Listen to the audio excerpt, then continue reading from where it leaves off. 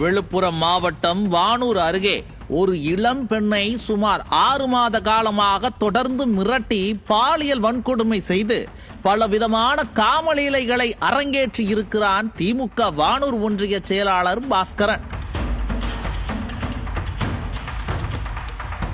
திமுக மாவட்ட செயலாளரும் சட்டமன்ற உறுப்பினருமான லட்சுமணன் தான் இந்த பாஸ்கரனை வானூர் ஒன்றிய செயலாளராக நியமித்தார். திமுகவில் கட்சி பணி செய்ய பொறுப்புகள் கொடுக்கப்படுகிறதா, இல்லை காமப்பசியை தீர்த்து கொள்ள பொறுப்புகள் கொடுக்கப்படுகிறதா?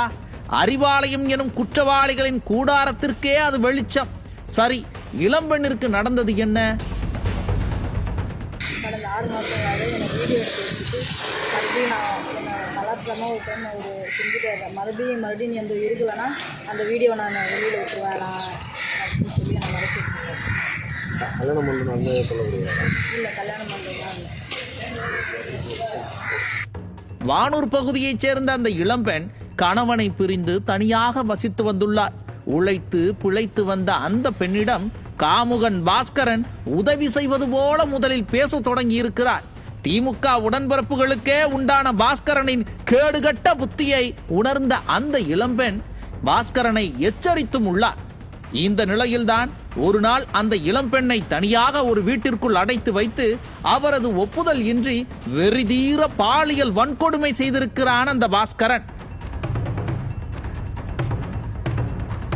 பாலியல் வன்கொடுமை செய்ததுடன் அதனை படம் பிடித்து வைத்துக் கொண்ட அந்த பாஸ்கரன் தான் எப்போது அழைத்தாலும் ஆசைக்கு இணங்க வேண்டும் என மிரட்டி இருக்கிறான். மேலும் நான் மாவட்டத்திலேயே முக்கியமான ஆளு, அரசியல் செல்வாக்கு இருக்கு, பணம் எல்லாம் என்கிட்ட இருக்கு, என்னைய போலீஸ் எல்லாம் ஒன்னும் செய்யாது எனவும் மிரட்டி இருக்கிறான். கடந்த 6 மாத காலமாக திமுக ஒன்றிய செயலாளர் பாஸ்கரனின் அனைத்து கொடுமைகளையும் வேறு வழியின்றி தாங்கிக் கொண்டிருந்த அந்த இளம்பெண் இப்போது துணிச்சலுடன் வந்து புகார் அளித்திருக்கிறார். அப்பா அப்பா என பெருமையாக சொல்லும் ஸ்டாலின் அவர்களே, இப்படி ஒரு பெண்ணின் வாழ்க்கையை சீரழிக்கத்தான் காமுகன்களுக்கு உங்கள் கட்சியில் பதவிகள் கொடுக்கப்படுகிறதா? ஞானசேகரனை திமுக அனுதாபி என்கிறீர்களே, அப்படி என்றால் பாஸ்கரன் யார்? தொடர்ந்து திமுகவினரால் பல பெண்கள் வேட்டையாடப்படுகிறார்களே, இது உங்களுக்கு தலைகுனிவில்லையா?